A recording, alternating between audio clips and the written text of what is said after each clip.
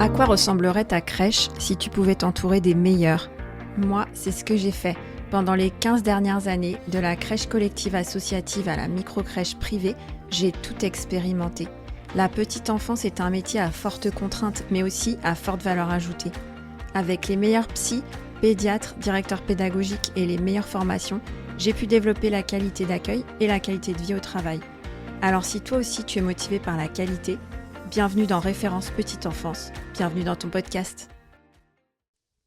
Bonjour à tous et bienvenue sur Référence Petite Enfance. Aujourd'hui on accueille Claudia Martin qui est prof de yoga et formatrice et elle est spécialisée en yoga adapté aux tout-petits, donc les enfants entre 0 et 5 ans. Ce qui est intéressant, c'est que Claudia enseigne dans des crèches municipales, des relais petite enfance et des lieux d'accueil enfants-parents. Donc, elle connaît très bien notre sujet. Et aujourd'hui, on va demander à Claudia comment utiliser le yoga dans une crèche. Bonjour Claudia. Bonjour Amal, bonjour à tout le monde. Claudia, je suis très contente de t'accueillir parce que moi, je suis une passionnée de yoga. Et avec mon acolyte Aurélie, elle aussi, elle est à fond. On a déjà fait des retraites dans des ashrams, enfin voilà, le yoga, on adore ça. Et quand on était en crèche à la Girafe Étoilée, on avait très envie de faire intervenir le yoga dans les crèches, surtout plutôt pour des raisons d'ergonomie pour les professionnels. On n'a pas réussi, je dois t'avouer. Pourquoi ? Parce que je pense qu'on n'a pas trouvé peut-être la formule adaptée. C'est vrai qu'en crèche, on est tout le temps occupé. Et voilà, faire des séances de yoga, bon, les pros n'étaient pas forcément très friandes, fallait peut-être les convaincre, trouver le temps, etc. Mais je pense que le yoga, c'est vraiment une très bonne façon, en tout cas pour les adultes déjà, d'avoir les bonnes postures, de se sentir plus détendu, d'être plus dans le moment présent, etc. Est-ce que toi, tu es intervenu auprès des professionnels adultes ou que pour les former pour les enfants? Comment t'es arrivée en fait dans cette spécialisation sur la petite enfance? Alors en fait, moi j'ai commencé à intervenir dans une MAM, donc une maison d'accueil, une maison d'assistante maternelle, et de là j'ai travaillé dans un centre socioculturel. À la MAM, j'avais que les jeunes enfants et plusieurs assistantes maternelles. Alors souvent on le faisait au parc, d'ailleurs on le faisait, tu vois, en plein air, donc yoga en lien avec la nature, c'est un vrai plus aussi. Et le centre socioculturel, pour le coup, j'avais des bébés, des jeunes enfants et leurs mamans. Donc là, tu vois, c'était aussi un public, on va dire, plus familial, plus mixte aussi, tu vois, en termes d'origine, voilà, géographique, milieu social, etc. Et après, j'ai donné des cours, comme tu m'as présenté dans l'introduction, dans des crèches municipales. Et là, je suis vraiment avec les bébés, les jeunes enfants, principalement les grands, donc les 2-3 ans, mais ça m'arrive aussi de prendre les petits à partir de 12 mois et encore plus à partir de 18 mois. Et on fait de temps en temps des événements avec les parents, par exemple, fête de fin d'année, tu vois, quelque chose de un petit peu plus ludique. Mais la plupart du temps, j'interviens auprès des tout-petits directement. Qu'est-ce qui t'a donné envie de te spécialiser dans le yoga des tout-petits, ce qui est quand même relativement rare? En fait, moi, je donnais des cours aux adultes et j'avais des mamans, quelques papas qui me disaient hey, « Est-ce que je peux venir avec mon enfant ? Est-ce que vous faites des ateliers famille ?» Et moi, je leur répondais non, parce que moi, j'avais été vraiment formée à du yoga adulte, voilà, dynamique, très strict aussi, d'une certaine façon, très exigeant. Et je me disais « Oh là là, avec des enfants, ça marchera pas !» Et en fait, ma maman était enseignante et mon beau-père directeur d'école. Et quand je suis rentrée d'Inde, ma maman me propose d'intervenir dans son école avec les grandes sections. Et je lui dis « Mais moi, je suis pas prête. J'ai pas les outils, je sais pas comment m'y prendre. » Et elle me dit, le yoga, c'est pour tout le monde. J'ai dit, ok. Et voilà, tu vois, je me suis lancée comme ça, du coup, dans cette école maternelle. Et après, j'ai rajeuni parce que les parents me demandaient de plus en plus pour leurs enfants de plus en plus jeunes. Donc au début, moi, je me disais, c'est 4-5 ans, mais pas avant. Et en fait, j'ai été maman aussi. Donc tu vois, j'ai vu mon fils s'étirer, mettre ses pieds dans la bouche, regarder des coccinelles pendant très longtemps. Et je me suis dit, en fait, le yoga, c'est vraiment pour tout le monde. Et moi, j'ai remarqué que les petits étaient vraiment des yogis naturels. Donc voilà, ça m'a donné envie et j'ai eu des demandes pour rajeunir le public. Et c'est ce que j'ai fait. Donc en fait, si tu t'es spécialisée auprès des tout-petits, c'est beaucoup parce que tu répondais à une demande plus qu'un goût personnel et ensuite tu as trouvé ça cool. Mais bon, au départ, tu réponds vraiment à un besoin en fait. Ouais, c'est ça. Et en plus, il y avait pas à mon époque, moi, ça fait 4 ans que je fais ça, il y avait rien. Enfin, il y avait pas de formation de spécialisation. Donc, je savais même pas si c'était possible, tu vois. Je trouvais que c'était un rêve, que ce serait dans l'idéal génial, mais j'étais pas sûre que ce soit possible. Donc, moi, je me suis lancée avec pas de méthode. J'ai créé sur le terrain, j'ai tâtonné, j'ai essayé des choses, j'ai regardé comment se comportaient les petits. J'ai demandé aux pros de la petite enfance quels étaient les points qui les intéressaient, sur quoi elles avaient envie que j'axe mes interventions. Et tu vois, ça s'est construit au fil du temps, finalement.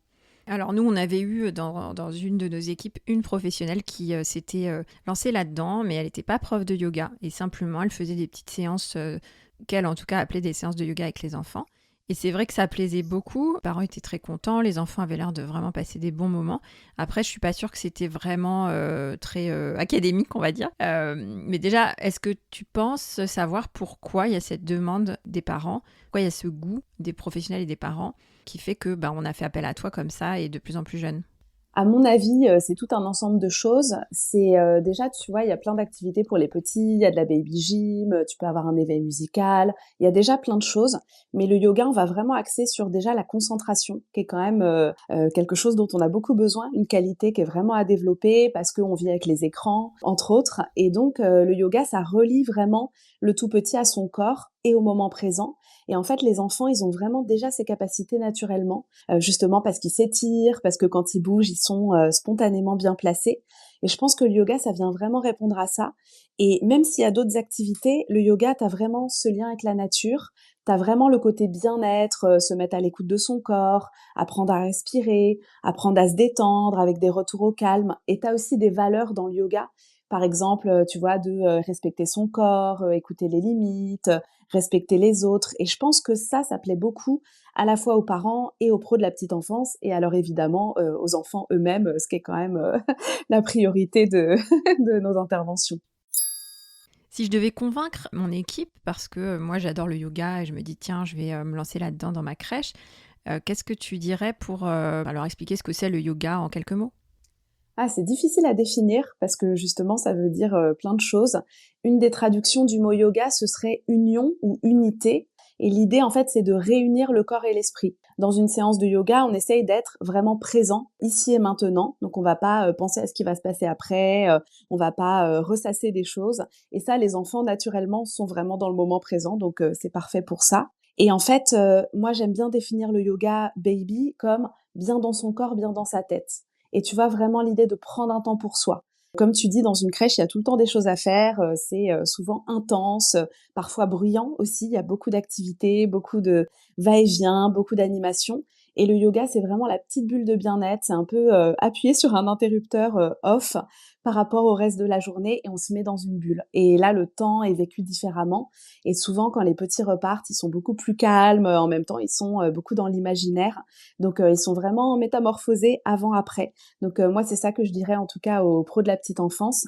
Et pour rebondir sur ce que tu disais avant, de ne pas avoir peur, même si on est pro de la petite enfance, qu'on n'est pas enseignant de yoga, en fait, c'est des choses très simples. C'est vraiment de l'imitation des animaux. On joue beaucoup dans les séances de yoga. On est vraiment dans le plaisir avec les enfants, le plaisir du jeu, plaisir de participer.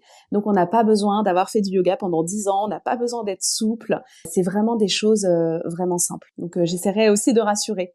Ok, donc ça veut dire que on peut se lancer, n'importe qui peut se lancer dans ce projet avec les enfants de sa section, de sa crèche.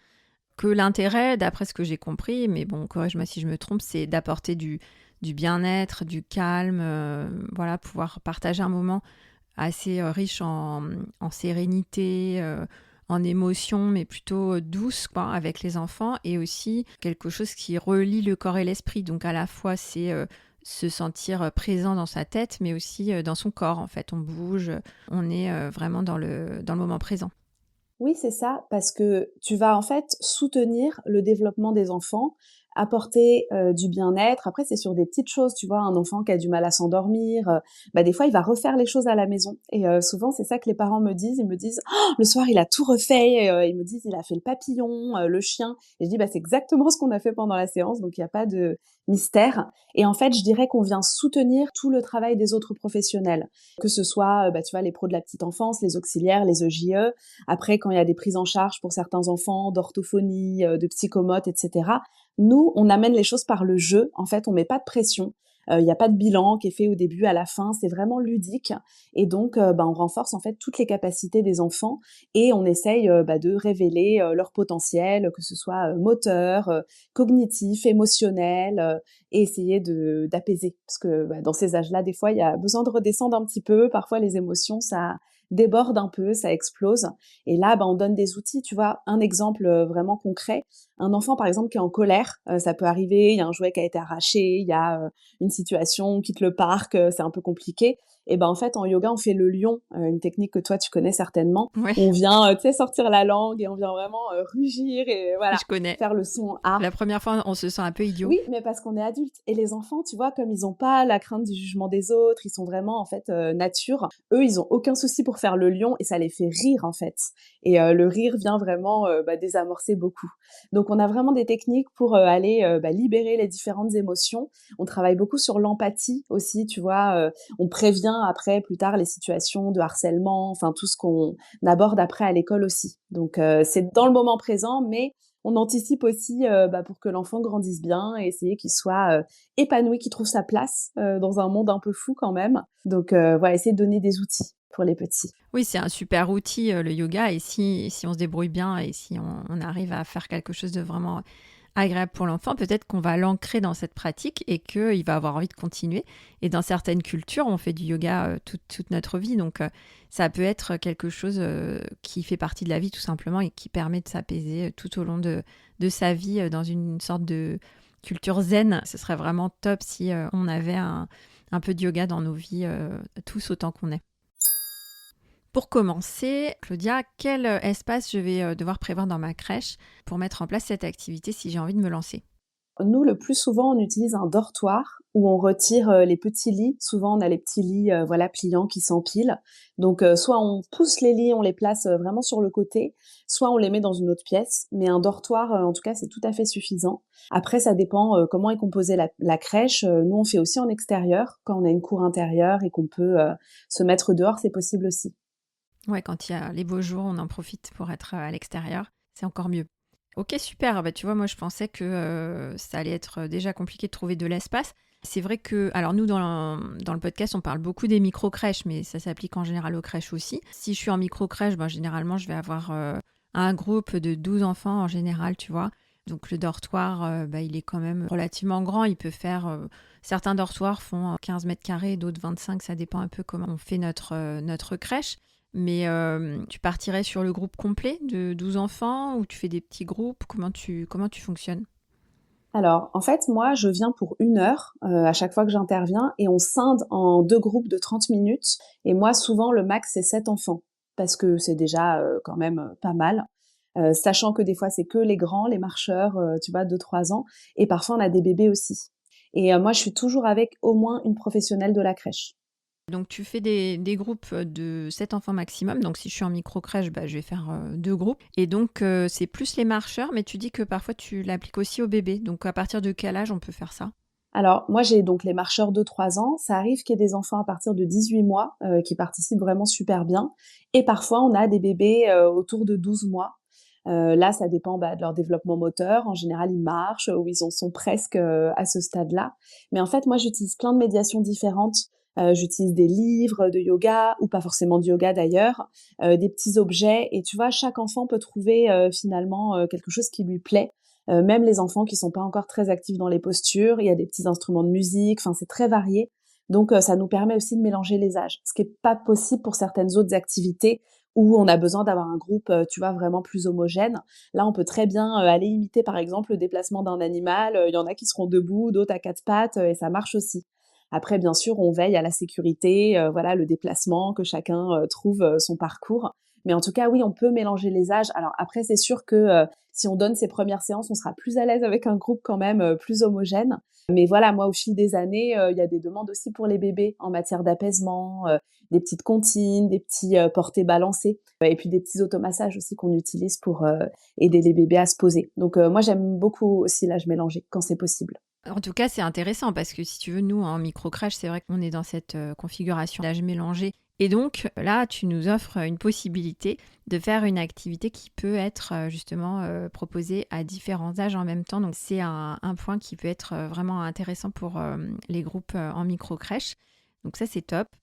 Donc, tu as dit à partir de 12 mois, pour toi, ça te semble faisable. Après, ça dépend des enfants. Il y en a qui sont plus ou moins intéressés par ce type de choses à cet âge-là. Ça dépend aussi de leur niveau de développement moteur, à quel âge ils vont être plus mobiles ou pas selon les enfants. Et puis tu nous as dit qu'on serait dans le dortoir, mais moi je sais que pour le yoga, j'ai mon petit tapis. Alors est-ce que là, je vais avoir besoin aussi de matériel? Je sais que moi, dans mon petit espace de yoga, j'ai mon tapis, mes petits blocs en liège, j'ai mon petit bol tibétain, mes sangles, voilà, on a plein de choses en fait. Est-ce que c'est utile? Est-ce que c'est nécessaire? Comment tu fais? Alors, c'est hyper simple. Du coup, bonne nouvelle, il y a beaucoup moins de matériel que pour les adultes. Comment ça se fait? Ils sont plus mous?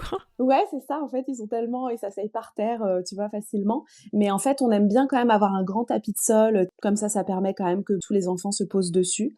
L'intervenant s'assoit en face, donc pour avoir vraiment les enfants face à soi. Et après, il y a du petit matériel. Tu mentionnais le bol tibétain, ça peut être ça. C'est toujours bien d'avoir un petit instrument de musique pour faire un rituel de début de séance et de fin de séance. Après, moi, j'utilise des petites plumes, tu vois, pour aller souffler dessus. J'utilise une mascotte. J'ai la mascotte du yoga. Les enfants font des petits câlins au début, à la fin. C'est le petit rituel pour se présenter. Après, je vais utiliser, par exemple, des sabliers liquides pour se concentrer, tu vois, qu'on va regarder. Plein de petits matériels comme ça, mais en fait, ça tient dans un sac. Moi, j'ai un grand tote bag, un grand sac en tissu que j'emporte. Et souvent, en crèche, vous avez déjà pas mal de matériel. Donc, finalement, quand je fais l'inventaire, je regarde, il y a plein de choses qu'on peut réutiliser. Donc, vraiment de faire très simple. À minima, un tapis de sol. Et encore, nous, des fois, on l'a pas parce qu'il est pris pour une autre activité ou quoi que ce soit. Dans ce cas-là, les enfants sont assis par terre pour le rituel de début. Et après, on est debout, on imite les animaux, on est en mouvement. Donc, on n'a même pas forcément besoin d'un tapis. Alors le tapis, c'est peut-être un peu pour délimiter aussi l'espace. C'est vrai qu'en crèche, on a souvent des sols assez souples en dehors du tapis. Après, le tapis, si on peut avoir un grand tapis, comme tu dis, est-ce que tu penses qu'il vaut mieux prendre plutôt les tapis un peu fermes ou plutôt, en général, tu sais, dans les crèches, on a des tapis mous et des tapis fermes. Moi, les tapis mous, j'en suis un peu revenue. Je trouve que c'est assez déstabilisant pour les enfants. Donc maintenant, je recommande plutôt aux gestionnaires et aux créateurs de crèches de prendre des tapis relativement fermes. C'est vrai que pour l'équilibre, voilà, tout ce qui est mou, c'est un peu compliqué, quoi. Nous, on a des grands tapis qui sont plus épais qu'un tapis de yoga individuel, mais pas trop épais non plus. C'est pas les tapis de gym dans lesquels on s'enfonce. Et ça, c'est bien. Mais même, tu vois, quand il y a 7 enfants, ils tiendront pas tous sur le tapis. Et souvent, je leur demande aussi de sortir du tapis quand on bouge les bras sur le côté, parce que sinon, en fait, ils sont trop proches. Donc, c'est exactement ce que tu disais. Je te rejoins. C'est plus pour le rituel au début, pour le regroupement, se poser, et puis pour le petit retour au calme à la fin s'ils veulent s'allonger. Mais finalement, dans les postures, en général, on sort du tapis et c'est très bien comme ça. Tout à l'heure, tu disais que quand toi, tu intervenais dans une équipe, tu faisais une intervention d'1 heure que tu divisais en 2 demi-heures. Moi, ça m'a interpellée parce que j'ai l'impression qu'une demi-heure pour des tout petits enfants, c'est quand même déjà assez conséquent. Est-ce que tu arrives à les capter comme ça pendant aussi longtemps? Bon, après, toi, tu es vraiment spécialisé. Peut-être que si un pro veut se lancer là-dedans, il va faire quelque chose d'un peu plus court. Qu'est-ce que tu peux me dire là-dessus? La notion du temps, c'est vrai que c'est très très subjectif. Au début, on tâtonne un peu quand on connaît pas encore la réaction des enfants par rapport à cette activité, mais en fait, ça passe hyper vite. Déjà, rien que le temps de s'installer, de se mettre en place, de s'échauffer. Un échauffement, ça peut prendre facilement déjà 7 ou 8 minutes. Tu sais, on échauffe les différentes parties du corps. En général, nous, on fait une petite météo, on va dire bonjour au soleil, à la lune, à la terre. Enfin, ça, ils adorent. Donc, en fait, le temps passe hyper vite là-dessus aussi. Et après, à partir d'un support de livre, par exemple, on raconte une petite histoire autour des animaux. Pareil, le temps file complètement. Moi, je fais un petit temps de concentration, un petit jeu de concentration, un petit jeu de respiration.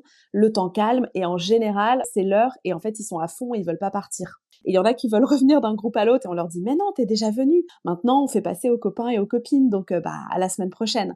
Mais en fait, vraiment, ils sont hyper demandeurs. Et tu vois, ils ont peut-être même besoin d'un peu de temps au début pour rentrer dans l'activité, parfois, surtout quand ils connaissent pas. Donc le premier moment, c'est des fois d'attirer leur attention sur un petit objet de jeu et ensuite la séance se lance. Donc franchement, moi, 30 minutes, ça passe vraiment bien. Après, s'ils étaient plus jeunes, vraiment un groupe avec des 12 mois, voire peut-être qu'on partirait sur 20 minutes, 15-20 minutes, quitte à le prolonger après. Mais en tout cas, nous, vraiment, sur 30 minutes, on se sent bien dans ce format-là. À la fin, ils insistent pour venir me faire un check les uns après les autres. Donc, tu vois, c'est des petites choses, mais finalement, voilà, c'est du temps aussi agréable dans la séance. Donc, non, moi, je suis contente. Par contre, 1 heure, ce serait vraiment trop long à cet âge-là. C'est pour ça qu'on a, tu vois, divisé en deux. Ouais, bien sûr. Bon, moi, j'ai l'impression que l'idéal, c'est quand même de pouvoir faire venir une spécialiste comme toi, Claudia, si j'ai envie de me lancer là-dedans dans ma crèche, soit pour former mon équipe, je ne sais pas si tu fais ça, mais je crois que tu fais des journées pédagogiques ou je ne sais pas du coup combien ça dure, est-ce que tu fais des journées ou plus courtes, tu vas me dire. Et puis ensuite, voilà, toi, je sais que tu as écrit un livre qui s'appelle Yoga pour enfants, donc je sais que c'est vraiment, tu es une référence en fait sur le domaine. Tout le monde n'a pas forcément cet intervenant à côté de chez lui. Donc peut-être que je vais devoir me lancer, si j'ai pas le budget ou si tu es trop loin ou si voilà, peut-être que je vais devoir me lancer un petit peu moi avec mes moyens de professionnel de terrain. Donc quels seraient dans ce cas tes conseils si j'ai envie de me lancer toute seule sans avoir forcément les intervenants appropriés? Si on veut se lancer toute seule, déjà se procurer un livre de yoga. Il y a un livre de yoga qui est très sympa qui s'appelle Le yoga des petits. T'as à chaque fois un dessin d'un enfant et à côté la posture de l'animal. Des fois, juste de montrer le livre aux enfants, en fait, ils imitent très très facilement les animaux. Donc, tu vois, c'est un bon prétexte pour commencer. Après, si on peut avoir soi-même une pratique de yoga, alors bien sûr c'est une pratique adulte, mais ça va aussi nourrir, ça va aussi donner des idées. Donc ça peut être intéressant. Après, de vous faire confiance aussi, les pros de la petite enfance, parce que moi, j'en côtoie plein et je suis toujours épatée par la créativité dont vous faites preuve, par toutes les ressources que vous avez. Donc franchement, vous êtes capable de faire des belles choses, même de façon intuitive et spontanée. Ça n'a pas besoin non plus d'être hyper contrôlé, léché, en fait. Et on fait confiance aussi aux enfants, justement, dans leur curiosité, dans leur imaginaire. C'est beaucoup les enfants qui nourrissent les séances, finalement. Et après, si on a envie de se former parce qu'on veut se rassurer, parce qu'on a envie d'avoir une méthode qui soit plus claire, et aussi parce qu'on a envie de varier, parce que des fois, on arrive à faire une séance, mais on va faire un peu toujours la même chose. Donc, si on a envie d'enrichir, de trouver des nouvelles idées, en fait, moi, je forme selon 2 formats. Soit, comme tu disais, des journées pédagogiques. Donc, c'est sur une journée, type 9h, 16h30. Parfois, c'est en semaine, parfois, c'est le week-end, en fonction de l'organisation des crèches. Et moi, je me déplace un peu dans toute la France. Je suis allée jusqu'en région parisienne, qui est à l'autre bout pour chez moi. Et voilà, donc je viens pour une journée. Et là, ce qui est génial, c'est de former effectivement toute l'équipe. Donc il y a les auxiliaires, il y a le JE s'il y en a une, la directrice, infirmière si c'est pas le même rôle, mais il y a aussi les agents d'entretien, les cuisinières. Enfin, tu vois, ça touche vraiment tout le monde. Et ça, c'est génial parce que des fois, une personne va se dire ah, je me sens peut-être pas, ou alors je suis absente, je suis en congé mat, etc. Et du coup, le yoga peut tomber en désuétude parce que finalement, la personne qui a été formée n'est plus là ou alors n'a plus le temps. Enfin, voilà, c'est les aléas. Et si toute l'équipe est formée, ça offre un vrai support et tout le monde va en fait relayer, tu vois. Tout le monde va pouvoir aller dans la même direction. Donc ça, c'est hyper idéal. Autrement, moi, je fais des journées, enfin, c'est sur 2 jours, où il y a des professionnels d'un peu toute la France et des profs de yoga. Et c'est une formation baby yoga, souvent sur Zoom, parce que justement, j'ai des gens qui viennent d'un peu toute la France et qui peuvent pas forcément se déplacer. Donc moi, j'ai mis au point, en tout cas, ces deux possibilités pour se former. Et je voulais faire un petit aparté aussi sur le mot yoga. J'ai beaucoup de crèches qui demandent le mot yoga, c'est vraiment quelque chose qui est demandé par les parents. Mais ça peut aussi être un mot qui pose des questions, parce qu'on se demande, est-ce qu'on est sûr que c'est laïque? Et je trouve que c'est une très bonne question à se poser. Moi, ça a pu m'arriver dans certaines crèches de l'appeler expression corporelle. Parce que le mot yoga, tu vois, n'était pas forcément le bienvenu. Les parents, voilà, seraient peut-être un petit peu réticents. J'aurais pas forcément pensé à ça, tu vois. Je préfère le préciser. En tout cas, moi, je suis pas attachée au mot yoga. Mes collègues le sont pas non plus. Donc, si on l'appelle expression, éveil corporel ou atelier, respiration, détente, moi, ça me va aussi très bien. Et là, tu vois, je vais commencer dans une crèche associative. Ils ont pas souhaité mettre le mot yoga. Donc, voilà, on part sur des ateliers d'expression corporelle et c'est très bien comme ça. Pareil au LAP, le lieu d'accueil enfants-parents, on l'a pas appelé yoga non plus. Donc, c'est tout à fait possible en tout cas. Voilà, si jamais ça peut rassurer aussi des pros. Parce que yoga, c'est toujours un peu impressionnant, hein. On voit les images sur Instagram avec le pied derrière la tête, on se dit oh là là, au secours. Et en fait, ça peut être vraiment des choses très simples et très universelles. Ouais, sans forcément rentrer dans un dogme ou dans une idéologie, c'est ça que tu veux dire. On n'est pas obligé de rentrer dans quelque chose d'idéologique, on peut rester sur quelque chose qui n'est pas forcément... Enfin voilà, c'est vrai que comme tu disais au début, définir le yoga, c'est compliqué. Pour certains, c'est religieux, pour certains, c'est dogmatique, pour certains, c'est un peu de la gym. Il y a un peu toutes les pratiques, toutes les possibilités qui existent, quoi. Mais là, l'idée, c'est vraiment que l'enfant soit, comme je te disais au début, bien dans son corps, bien dans sa tête. Si plus tard, il s'intéresse à des aspects spirituels, des mantras, etc., pourquoi pas?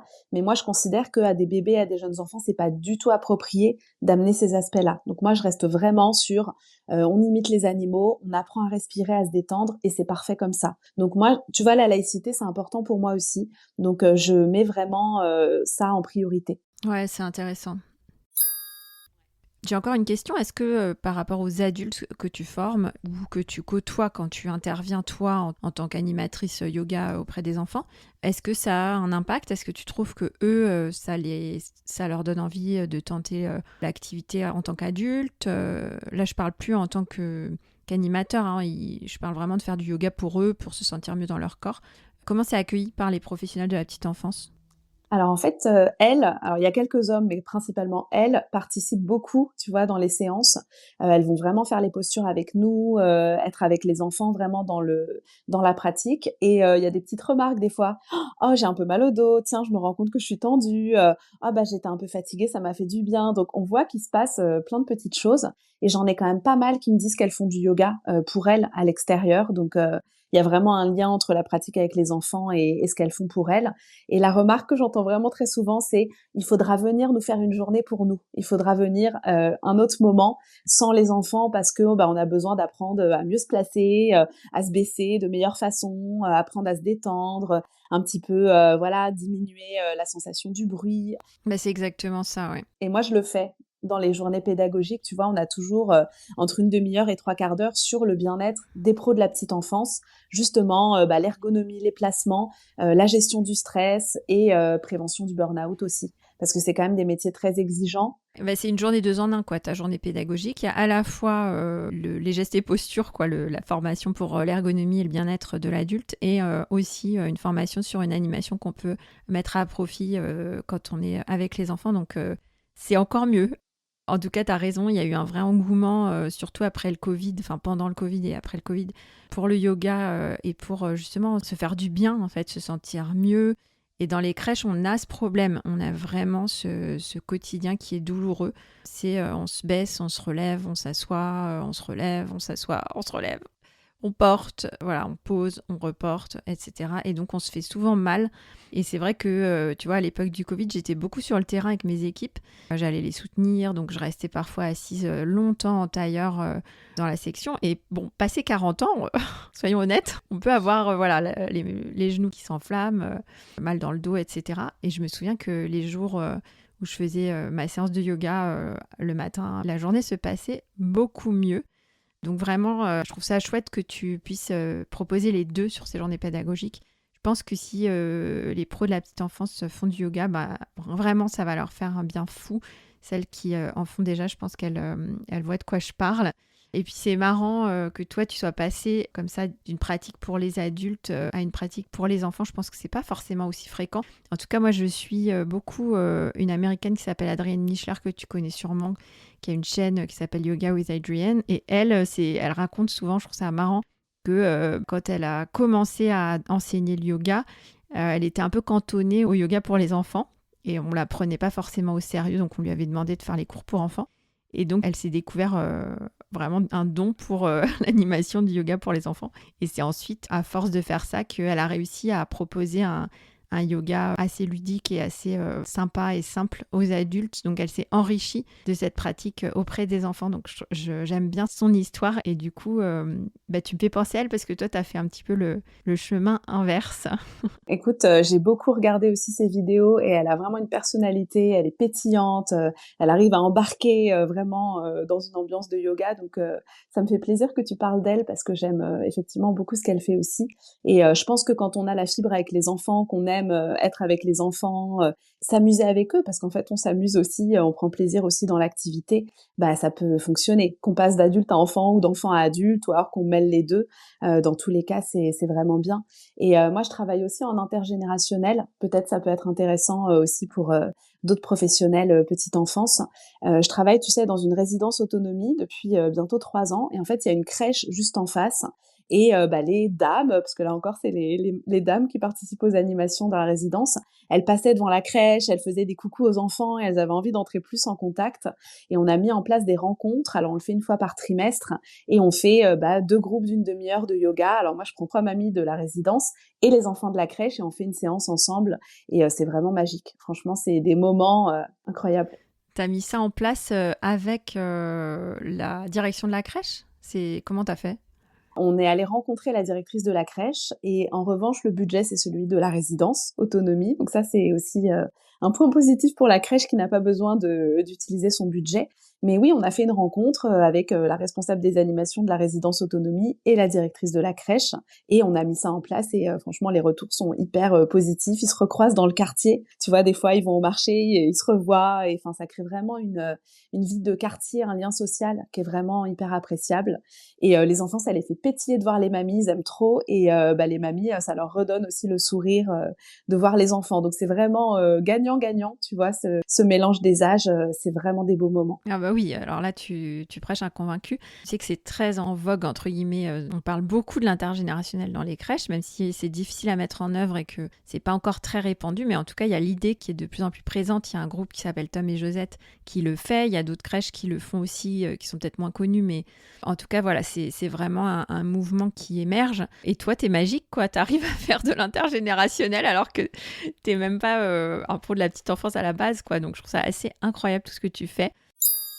Comme je te disais, Aurélie et moi, donc on est deux à produire ce podcast. On est toutes les deux des fans de yoga, donc hyper contente d'avoir pu faire cet épisode sur ce thème-là, en espérant que ça va donner envie à plein de pros de se lancer avec un livre, peut-être le tien d'ailleurs. Je mettrai dans les notes de l'épisode les références du livre que tu as cité tout à l'heure, les références de ton livre, aussi ton compte Instagram, et puis voilà, que les gens puissent éventuellement te contacter s'ils ont envie de programmer une journée pédagogique sur ce thème-là.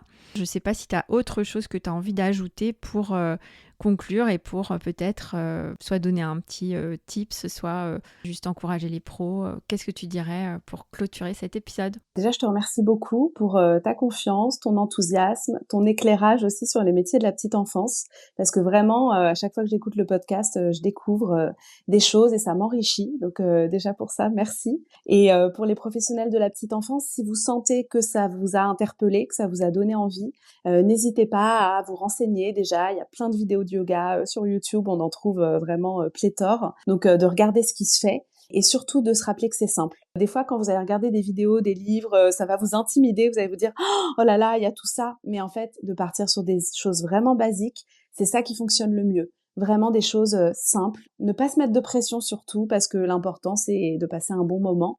Et en tout cas, il n'y a pas que le yoga non plus. Donc, si finalement, vous, c'est pas la médiation qui vous convient, mais c'est OK aussi. Il y a d'autres façons, mais en tout cas, le yoga, vraiment, enfin, moi, j'ai vu dans les yeux des enfants vraiment quelque chose qui pétille. Et quand j'arrive en crèche, les enfants m'accueillent et ils crient yoga et ils se bousculent. Donc, il y a vraiment un engouement. Enfin, là, pour le coup, je le vois et on en rigole. Et voilà, je dis que des fois, quand je rentre à la maison, j'ai pas un tel accueil. Donc, enfin voilà, l'accueil est plus discret. Et là, il y a vraiment un plaisir des enfants à se retrouver et à partager cette activité. Donc, en tout cas, si ça vous a plu, j'espère que vous aurez l'occasion de vous lancer, que ce soit seul ou alors accompagné par une prof de votre région ou quelqu'un pour vous former. Ok, génial, Claudia. Peut-être que tu pourras revenir faire un autre épisode et nous donner, par exemple, je sais pas moi, les 3 postures préférées des enfants. Essayer peut-être de les décrire. Je sais pas si ça peut marcher, le yoga sur un audio, mais je lance le défi. Est-ce que tu serais partante? Bien sûr, avec grand plaisir. Bah écoute, on se donne rendez-vous dans quelques temps alors. On revient sur le podcast pour essayer de faire un autre épisode sur ce sujet. Je te dis à très bientôt. Merci beaucoup. À bientôt. Merci d'avoir écouté cet épisode jusqu'au bout. J'espère qu'il t'a plu et que tu en ressors inspiré. Si c'est le cas, abonne-toi pour ne rater aucun épisode. Parle-en autour de toi et surtout laisse-moi une note 5 étoiles et un avis sur Apple Podcast ou Spotify. À la semaine prochaine.